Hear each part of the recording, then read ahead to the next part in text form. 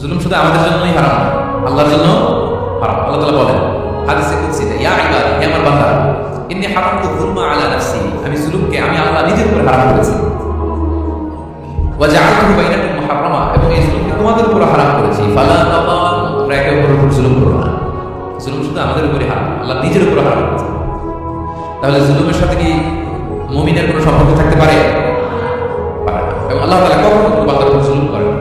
ওয়া আল্লাহ লাইসা বিযাল্লামিন লিল আবিদ, তিনি তার বান্দার উপর জুলুম করেন না। কোনোভাবেই যেন জুলুম না হয়ে যায়, এজন্য আল্লাহ তাআলা কিয়ামতের দিন মাওয়াজিনাল কিসত, ন্যায়ের মানদণ্ড তিনি প্রতিষ্ঠা করবেন, যাতে একটু ভুল না হয়ে যায়, জুলুম না হয়ে যায়। আমরা মাঝে মাঝে দোকান থেকে বস্তা বস্তা চাল নিয়ে আসলে চাল দেখা যাবে যে 1 মণ চাল হয়তো সামান্য একটু কম হতে পারে, সামান্য একটু বেশি হতে পারে, এরকম হয় না? দেখবেন যে দিছে 10 কেজি, বাসায় এসে দেখবেন 10 কেজির চেয়ে একটু বেশি, একটু সামান্য বেশি কয়েক গ্রাম, অথবা 10 কেজির চেয়ে সামান্য কয়েক গ্রাম কম, এরকম হয়ে যায় না?